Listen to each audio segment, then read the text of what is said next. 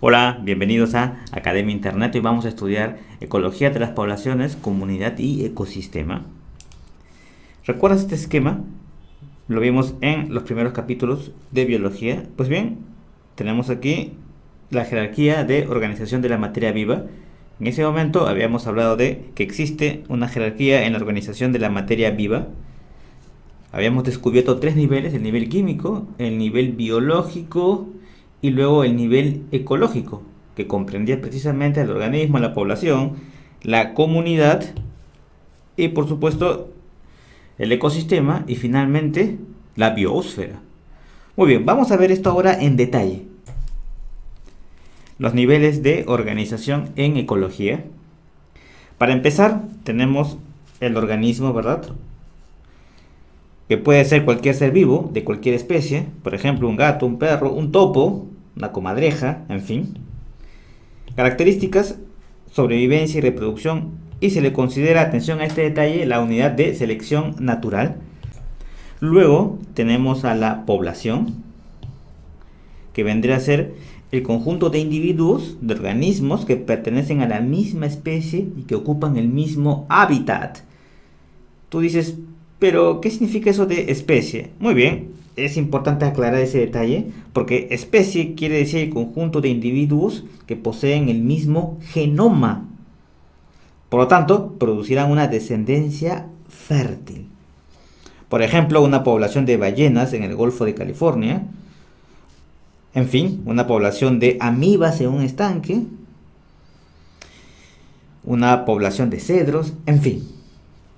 Características: tenemos que son dinámicas, establecen dinámicas poblacionales y son la unidad de evolución. Atentos a ese detalle. Luego tenemos, por supuesto, la comunidad. La comunidad es el conjunto de poblaciones interactuando entre sí, ocupando el mismo hábitat. Por ejemplo, una comunidad de semidesierto formada por nopales, gramíneas, escorpiones, en fin, escarabajos, lagartijas. Luego tenemos, por supuesto, un esquema mucho más grande, el ecosistema. El ecosistema es la combinación e interacción entre los factores bióticos, o sea, los factores vivos, y los factores inertes, que les llaman abióticos, en la naturaleza. También se dice que es la interacción entre una comunidad y el ambiente que le rodea.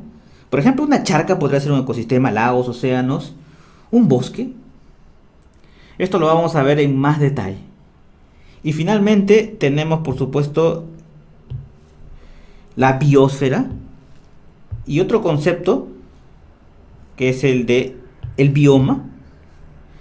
La biosfera es la unidad ecológica constituida por el conjunto de todos los ecosistemas del planeta Tierra.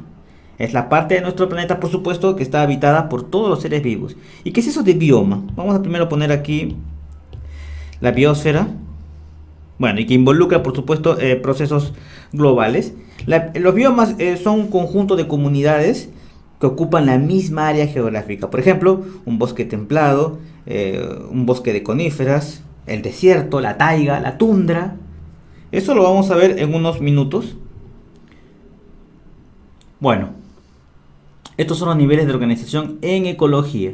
Importante recordar los puntos más saltantes. Hemos hablado de otros conceptos como el de hábitat. Es necesario recordar qué significa. Pero antes veamos lo que es bioma. Es un ecosistema de gran tamaño, con una vegetación característica determinada por el clima de la zona. Básicamente podemos distribuirlos en estos tres bloques que hemos puesto aquí.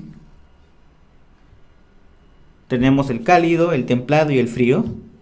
Siempre son motivo de preguntas. Por ejemplo, la tundra, la pradera y la taiga. Fíjate la diferencia que hay.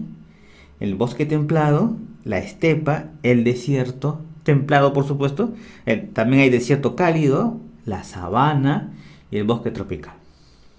Aquí tenemos un esquema de un bioma, bosque tropical y las zonas donde se encuentra.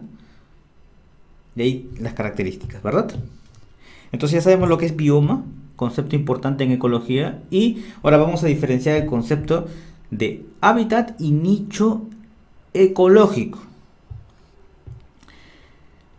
En los ecosistemas, los seres vivos van a ocupar un hábitat Y el nicho ecológico vendría a ser la función que representa, ¿verdad? O el papel. Mientras que hábitat simplemente es el lugar físico de un ecosistema donde viven los individuos de una especie, ¿verdad? Por ejemplo, la sabana africana. Mientras que podemos encontrar jirafas que se van a alimentar de ramas altas y las cebras se alimentan de las plantas a ras del suelo. Esto quiere decir que, fíjate, estos animales comparten el hábitat, pero tienen distinta función, ¿verdad? Distinto nicho. Mismo hábitat, distinto nicho ecológico. Porque unos se alimentan de ramas altas y los otros de plantas a ras de suelo. Es importante entonces descubrir esa diferencia que hay entre hábitat y nicho ecológico, que queda clarísimo con este ejemplo. Bueno, recuerden que la práctica hace al maestro. En las siguientes clases vamos a ver en mayor detalle lo que significa el ecosistema, así como las relaciones entre las especies. ¿Listo? Hasta pronto.